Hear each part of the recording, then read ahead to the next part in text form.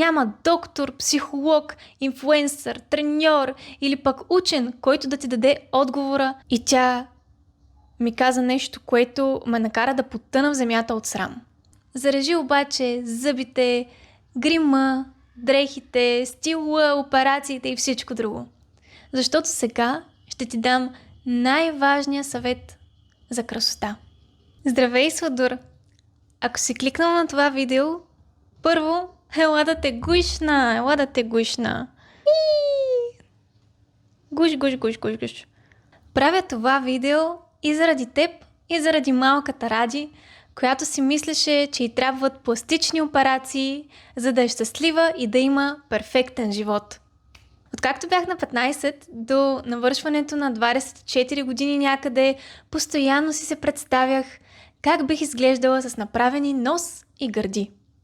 Понякога да нямаш финансовите възможности за нещо е истинска благословия. Да, истинска благословия е да не получиш желаното, дали ще е време или някакъв физически ресурс като пари, когато ти не си достатъчно зрял, за да разполагаш с него или пък да го инвестираш в правилното нещо. Какво е красотата изобщо? Снимах ти цяло видео с практически съвети. Ако искаш, направо минавай ето на тази минута и тази секунда. Или пък за най-важното, мини ето тук. Точки 3 и 4. След като монтирах вечерта повечето от материала, си казах, ама то липсва душата на това видео. Липсва споделянето, липсва истинското. И точно заради това, ето ви изповедта на малката Ради. На тази малка Ради, на която й трябваше една кака Ради. Надявам се да съм кака Ради за някой друг в момента. Когато бях малка, бях Радка, очилатка, пиратка. С кривите зъби и горните и долните едни върху други. Много е странно да се върнеш там и да говориш за това. Чувствах се страшно грозна. Не смех да създавам нови приятелства. Имах една-две приятелки и толкова, просто защото се чувствах нехаризматична, непривлекателна, неприятна за гледане от другите. Бях в кутията на смотаната зубърка. Осъзнах, че имам и голям нос по доста тъп начин. Бяхме в час по география и бяха дошли две момичета от съседния клас, които дойдоха всъщност да видят момиче от нашия клас, с което бяха приятелки. И аз нещо се бях обърнала назад, не знам какво съм гледала и едната се провикна: "Какво гледаш, ма?" И другата я пита: "Кой бе, какво?" У нас големия нос." И това беше момент, в който осъзнах, че имам и огромен нос. По-късно в този час си правех едни оригами с ръчица и това момиче от моя клас, при което те бяха дошли, ме помоли да изработя и за нея. И те двете като видяха и веднага дойдоха при мен и казаха: "О, Ради, моля те, направи и на мен." Почувствах се много готино, че готините момичета от другия клас искат нещо да направя за тях и че са мили. Обаче трябва да свършиш услуга на някого, за да получиш човешко отношение, така ли? Училищната и гимназиалната среда, отношенията там, нещата, през които преминаваш, всичките драми, те са една цяла отделна вселена и заслужават отделно видео. Връщам се на това. Най-близката ми приятелка тогава беше от готините момичета, тя се гласеше, имаше хубава коса, която боядисваше, правеше и кичурели, мисля, нещо този сорт. Момчетата я харесваха, имаше гърди, дупе, всичко. Беше от популярните. Един ден отивам да спя от тях, техните ги нямаше в града. И тя ми казва вечерта, че иска да слезе за малко, това е било около 12 през нощта, иска да слезе за малко да се види с две момчета, които са 10-ти клас, 3 години по-големи от нас. Тогава 7-10 клас огромна разлика беше. И аз си казах, няма да те оставя сама да отидеш при тях. Притеснявах се, че ще й направят нещо и просто не знаех как трябва да реагирам. И тя ме погледна и ми каза, няма да слизаш в този вид. Сложи ми очна линия, направи ми косата. И аз се погледнах в огледалото и тъко ми се бяха и поизправили горните зъби, защото носех апаратче. И аз за първи път се почувствах красива. За първи път. Бях на 13, вече идва и гимназиалния етап, ставаш тинейджърка и почва да те вълнува това. Слязохме долу при тези момчета, цяла нощ сме се разхождали с тях до 5 сутринта. И едното от тях постоянно ме караше да сядам в скута му. И аз тогава се почувствах много специална. Въпреки, че нещо не беше наред. И сега вече съм голяма и знам какво не беше наред. Това е отвратително. Това е гнусно. Обаче тогава за първи път получаваш внимание и хем не ти харесва, хем ти харесва. Не ти харесва, че си станала някакъв сексуален обект и си като някакъв трофей в скута му, обаче в същото време ти харесва, нали, да имаш вниманието. Особено като не си получавала такова като зараждаща се жена. Въпреки че това, което направихме с нея, не беше правилно и призовавам момичетата да внимават и да не правят такива глупости, слушайте си, родителите не ви казват нещата за лошо. Тази вечер си свърши все пак нещо много важно за мен. Накараме да искам да започна да се грижа за себе си. Да се гримирам, да се обличам хубаво, да се грижа за косата си, да я оправя, така да я бладисам или пък да си правя прически. Исках да започна да се уча да правя тези неща. И дойде в правилното време, защото идваше гимназията. Тя предстоеше няколко месеца по-късно. До преди да станеш тинейджър, до 13 годишна възраст, ти си едно дете. Не си длъжна да се гримираш, да се гласиш или пък да се обличаш хубаво. Няма нужда. Бъди си дете. Бъди си момиче. Не дей да се притесняваш, че изоставаш. Не изоставаш. Ти все още си дете. Знам, че времената вече са други и че дори по-малките момичета вече са с грим, с маникюр, но не си длъжна. Бъди си и дете. До когато ти е възможно. Лятото между 7 и 8 клас, лятото преди гимназията, аз се промених страшно много. Ради от 7 клас и ради от 8 клас са различни хора. В гимназията бях от полуготините. Започнах да си купувам бижута, да се глася, да си оправям косата, да се гримирам, да се обличам хубаво. Бях се заребила да си правя и прически. Аз съм много сфаната в ръцете за прически. Не мога много да ги правя, въпреки че имам много дълга коса. Не съм за тая работа, но тогава се бях хванала, имах и омбре и той изглеждаше много готино прелято, особено едни специфични плитки. Всички много ми харесваха и очната линия. Аз си поставих за цел да се науча как да я правя. За 1 минута си правих перфектна очна линия. Сложих си лещи. Обаче това помогна ли ми да се чувствам по-красива или намерих други кусури, които да ме карат да се чувствам грозна през цялото време? От гимназията започнах да се представям постоянно с направени гърди и направен нос. И си мислех, че гърдите и носа ще ми оправят проблемите. Ще бъда най-привлекателната жена на света след това. Всички мъже ще ме харесват, включително и момчето, което аз много харесвам, обаче не ми обръща внимание. Страшно много ми се подиграваха за гърдите, че са ми малки, че изобщо нямам такива. Не малко съм се разплаквала директно в училище заради това нещо. Беше ми страшно гадно. От друга страна, постоянно ми обарваха дупето и ми правеха комплименти за него. Обаче това внимание караше ли ме да се чувствам специална? Не ме караше да се чувствам сексапилна и желана. Караше ме да се чувствам ужасно. Като някакво парче месо. Беше ми отвратително и колко им крещях да спрат. Тогава в същото време аз рева, че нямам цици, че нямам нос, с които да привличам мъжете сексуално.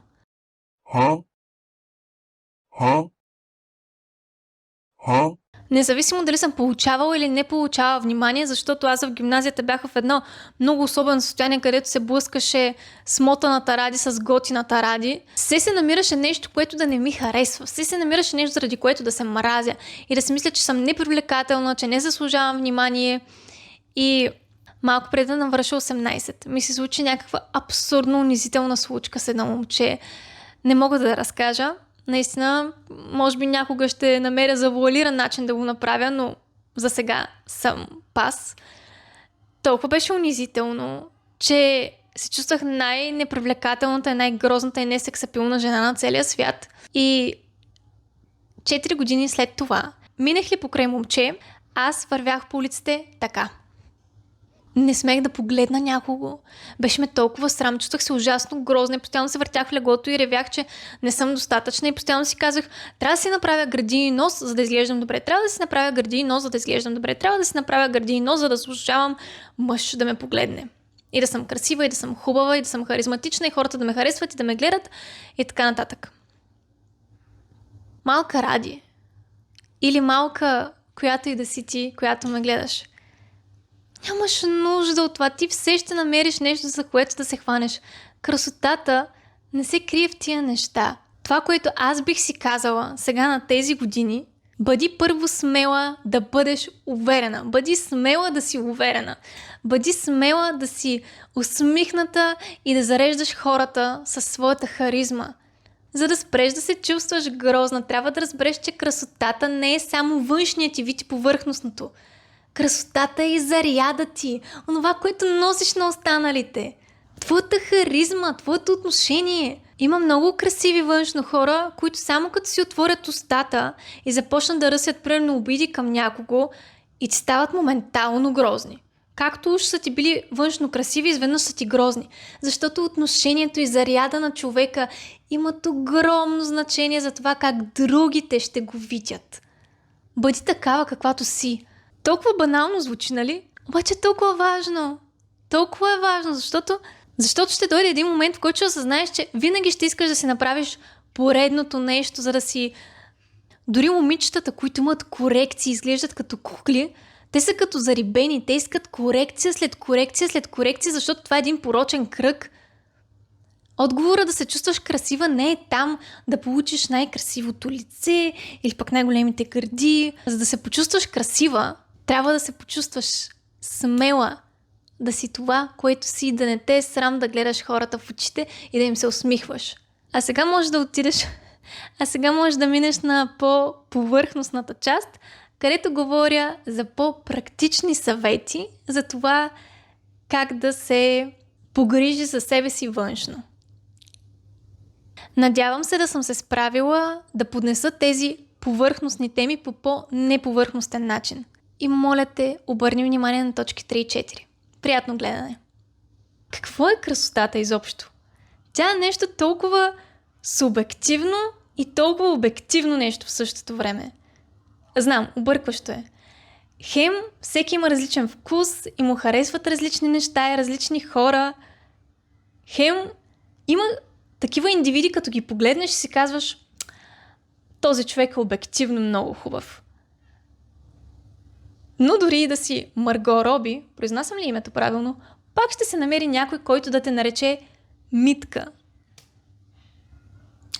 Не можеш да угодиш на всички. Просто не можеш. Да, съществува такова нещо като обективно красив човек. Но пак казвам, все ще се намери някой, който и него да не го хареса. Да оставим обаче философските разсъждения за красотата на страна и да си поговорим за теб. Какво ти е важно на теб в момента? Какво ти е важно да знаеш и да откриеш? Познаваш ли се наистина? От известно време вече се гледам постоянно на камера и осъзнавам колко нереалистична преценка и представа съм имала за себе си през всичките тези години. Буквално тази година разбрах как наистина изглеждам реално. Искам сега да ти покажа мои снимки от гимназията. Всички с филтри. Всички под определен ъгъл. Така че да се направя да изглеждам възможно най-красива и кукленска, така че да отговарям на стандартите. Постоянно се снимах така и нямате представа колко зле ми стана, като се видях как изглеждам на ето тази снимка, която ви показвам в момента. Когато някой друг ме е снимал отстрани. По същия начин реагирах и на снимките ми от бала, които не съм си правила аз с филтъра. Сега, почти на 26 години, когато се гледам на тези снимки, винаги в главата ми изкача едно и също изречение. Оле, мразела съм се. Аз наистина съм се мразела. Не можела съм да се понасям. Сега не мога да се гледам на тези снимки по същия начин, по който пък тогава не можех да се гледам на снимки без филтър. Знаете ли как се отървах от филтъра? В началото на втори курс на университета, вече съм станала на 20 години, с Гинчето, много често ще я споменавам, това е най-добрата ми приятелка и в другите ми видеа сте я чували. Тръгнахме да си правим селфи на Snapchat. И аз естествено сложих филтър. И тя ми каза нещо, което ме накара да потъна в земята от срам. Каза ми, Ради, ама много е обидно да слагаш филтър на някого. Как смееш? И беше права. Това, че аз се мразя, не значи, че другия човек заслужава и него да го филтрирам. Обща е снимката. Беше страшно грозно и неадекватно от моя страна, но чак тогава го осъзнах. И това беше момента, в който спрях да използвам филтър. За да добиете по-реалистична преценка за самите себе си и как изглеждате, започнете да се снимате по-често на видеа, без филтър. И, важно, позиционирайте камерата, все едно тя е друг човек, който ви гледа отстрани. Не дейте да се снимате под селфи формат с предната камера в нагласен ъгъл. Гледайте да е максимално реалистично. Грешка, която допусках много често през годините. Постоянно си изправях косата, вместо да се науча как да изкарам най-доброто от естествената ми коса. Отне ми няколко срещи с Георги, преди да му покажа как реално ми изглежда косата. Естествено, без преса, без да е изправена, без нищо. Моята си естествена коса. Беше ме срам да я види. Имах фикс идеята, когато ми се изчисти боята от косата и си ми порасне само моят цвят, да си направя великото трайно изправяне. За него не трябва да ти е боядиса на косата по принцип. Много го исках. Обаче дойде този момент, порасна ми косата, не е боядисана никъде. Но се отказах от трайното изправяне. Вместо това се научих как да си стайлвам косата по-добре, какви продукти да използвам за нея, така че тя да е възможно най-щастлива, без да я горя с каквото и да било. Намери този метод и за твоята коса, вместо да я гориш всеки ден. В гимназията постоянно се изправях и после я къдрих отдолу и бях и боядисана. Беше истинска метла. Разбери какъв грим ти отива. Какви дрехи. Какви аксесуари. Какви цветове. Знаеш ли как ще успееш да го направиш? Като пробваш. Отдели си време за този процес, вместо да седиш и да ревеш, че не се харесваш. Замени непродуктивното или да кажа направо деструктивното с нещо продуктивно. Да, няма да стане за 2 дни да откриеш твоя стил, онова, което на теб ти отива и което ще те направи да изглеждаш възможно най-добрата версия на себе си външно, но пък по-добре бавно, но качествено. Корекции. Ако ти си решила все пак, че ще си направиш някакви интервенции, съветът ми е започни първо от зъбите си. Окей, като за последно с брекети да го имаме документирано. Няма да ми липсват най-вероятно, но пък бяха като част от мен последната година и половина и искам да си го имам за спомен. Но да, това е едно ново начало. Вместо да си надуеш джуките, първо виж как ти е усмивката и дали тя няма нужда от нещо. Пък после мисли за хиалурони и за всякакви такива неща. Ако толкова го искаш, сложи си. Аз също съм си слагала да го пробвам. Беше ми интересно. Много направих, след като първо започнах да инвестирам в зъбите си. Чувала си как се говори за едно усмихнато момиче. Мале, какво лъчезарно дете! Направо ми пълни душата. В едното си заслужава повече да инвестираш и заслужава да е приоритет. И сега ще си кажеш, какво ми пука, какво казват другите. Ами, ако не ти пука какво казват другите, тогава защо се притесняваш за външния си вид? И защо гледаш това видео? Усмивката е най-важното ти оръжие за излъчване и красота съответно. В момента ти показвам как изглеждах преди брекетите и как изглеждах след. Мисля, че челюстта ми се промени доста и това ми помогна да изглеждам много по-добре. Аз имам още какво да работя по усмивката си, не ми е перфектна, имам да влагам още пари. Също и съм пушила, което според мен се е отразило по някакъв начин, но знам, че тази инвестиция си заслужава, защото е инвестиция не само в външния ми вид, но и в моето здраве. Примерно, ако имате криви зъби и вложите пари да се изправят, ще стане много по-лесно да се почистват и ще се развалят по-трудно. Един ден може да реша да си сложа хиалурон, гърди, да си оправя носа. Ох, този мой нос, големият ми комплекс. Буквално големият ми комплекс. Няма лошо в това. Направи си корекции, ако ги искаш. Но ето и ключовият момент. Не бива да правиш корекции по себе си, защото се мразиш и не се приемаш. Увери се, че ти вече се приемаш такава каквато си и си заобиколена от хора, които те харесват естествена. Мислех си, че няма да намеря мъж, който да ме хареса в този ми вид.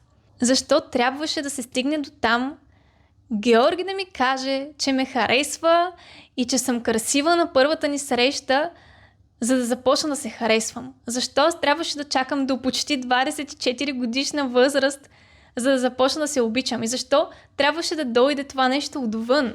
И хубаво, при мен така се е случило. Станалото станало. Но за това ти го казвам. Не чакай някой да ти го каже отвън. Не чакай валидацията, тази модерна дума, да дойде отвън.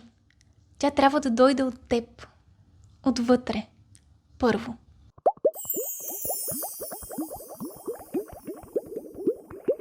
Зарежи обаче зъбите, грима, дрехите, стила, операциите и всичко друго. Защото сега ще ти дам най-важния съвет за красота. Щастието. То просто ти се показва на лицето. Гледам се на снимки и видеа преди да срещна Георги и след като го срещнах. Аз направо съм живнала. Казвам го от гледна точка на това, че любовта ми е сбъдната мечта, а не от гледна точка на трябваше да дойде мъж, за да ми каже, че съм хубава и да започна да се разхубавявам и да стана щастлива. Не. Откакто снимам видеа и активно се занимавам с нещата, които обичам, също съм се разхубавила.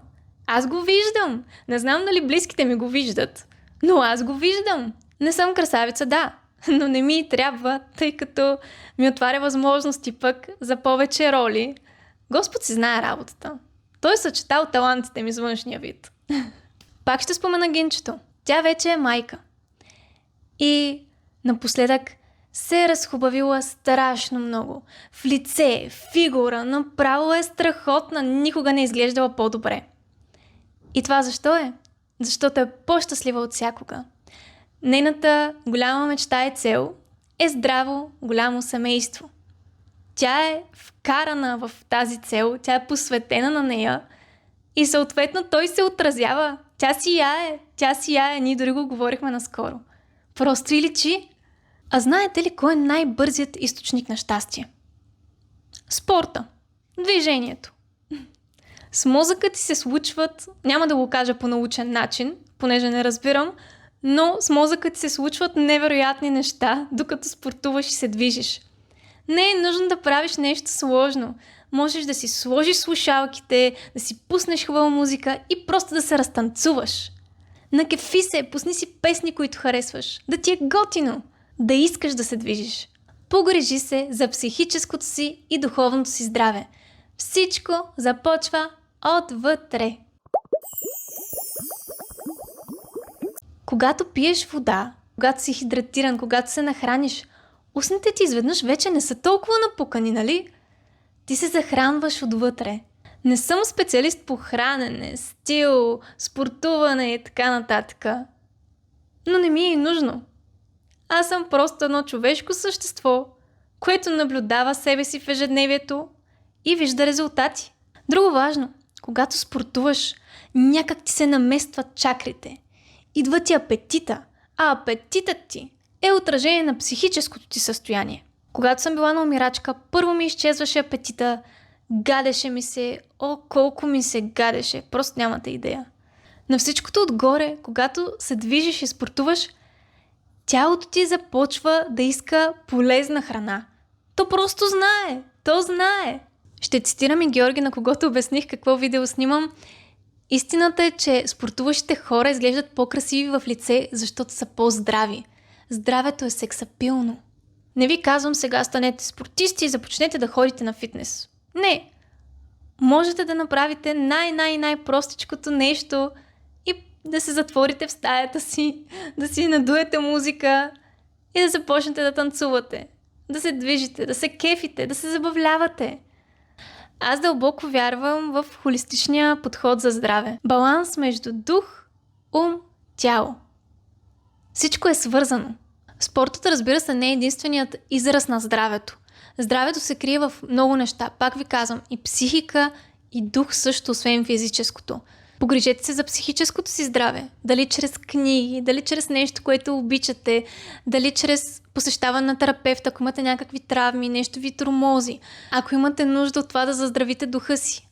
Вярата е едно от нещата. Медитацията друго. Здравето има много аспекти. Ако нещо не е наред в здравето ви, погрижете се за него.